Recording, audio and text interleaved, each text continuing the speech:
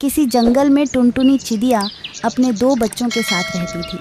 कई महीने पहले उसके पति की मौत एक बीमारी के कारण हो चुकी थी।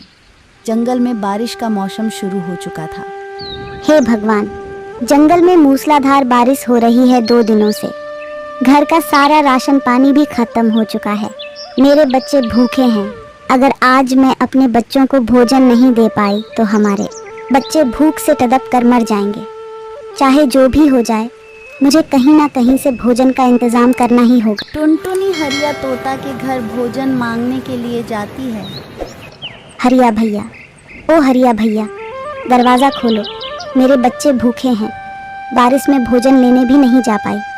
थोड़ा बहुत भोजन दे दीजिए। मैं तुम्हें भोजन कहाँ से दूँ? टुनटुनी, मैं भी तो बारिश की वजह से 2 दिनों से घर पर बैठा हूँ। घर पर पड्ढे मेरे सारे मिट्टी के बर्तन खराब हो रहे हैं। अगर तुम्हें भोजन चाहिए तो मेरे इन मिट्टी के बर्तनों को बेच दो। फिर मैं जो पैसे दूंगा उन पैसों से तुम अपने बच्चों के लिए भोजन खरीद लेना। लेकिन हरिया भैया, चारों तरफ पानी भरा हुआ है। मैं बर्तनों को बेचने कैसे जाऊंगी? तुम अपने घर जाओ। अगर तुम मिट्टी के बर्तन बेचने नहीं जाओगी तो वैसे भी तुम्हारे बच्चे भूख से तड़प कर मर जाएंगे। मेरी मानो तो बारिश की चिंता मत करो, अपने बच्चों की चिंता करो और इन मिट्टी के बर्तनों को बेचने चली जाओ।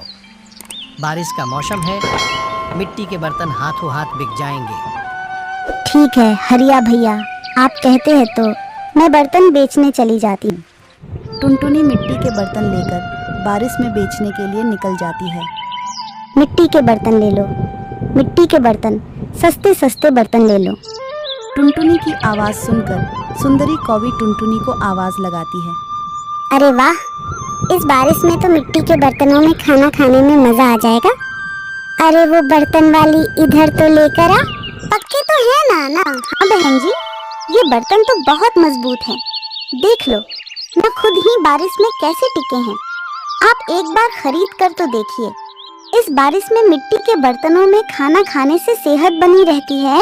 शाम तक टुनटुनी सारे बर्तन बेच देती है और सारे पैसे ले जाकर हरिया तोता को दे देती है। अरे वाह, तूने तो बहुत जल्दी सारे बर्तन बेच दिए। ये लो पैसे और ये मिट्टी के बर्तन भी रख लो अपने बच्चों को, इसमें खाना खिला देना।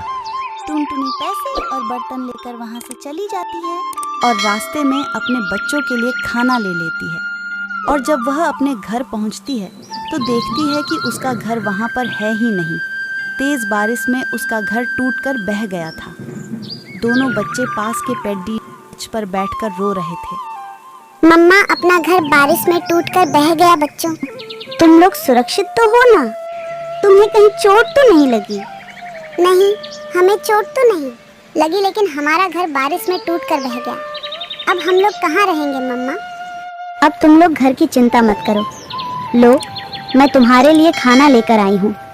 पहले खाना खाकर अपनी भूख मिटाओ। तभी वहाँ से एक परी गुजर रही होती है। वहाँ एक बेसहारा माँ को देखकर वहाँ पर रुक जाती है। क्या हुआ चिड़िया रानी, तुम उदास क्यों हो? परी माँ, मेरा नाम टुनटुनी है और ये मेरे बच्चे हैं। मेरा घर बारिश में टूट गया है। अब हम बेसहारा हैं, खाने को भी कुछ नहीं है।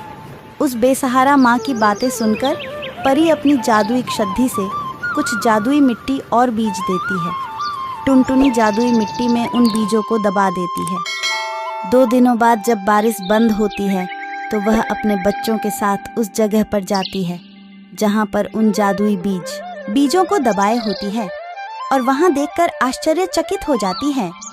वहाँ पर उस पेड़ TDH पर सभी तरह के फल लगे होते हैं और एक डाल पर मिट्टी का घर भी बना होता है। ये सब देखकर वो बहुत खुश हो जाते हैं। तभी टुनटुनी की बेटी कहती है, मम्मा मम्मा, वो देखो, हमारे फलों के पेड़ पर घर भी है। हाँ बेटा, मैं भी देखती हूँ। चलो पास जाकर देखते हैं। वो सब उस मिट्टी के घर के पास जाते हैं और अब उस घर में रहने लगते हैं। अब उनके पास ना तो खाने की कोई दिक्कत है, न कोई और परेशानी है।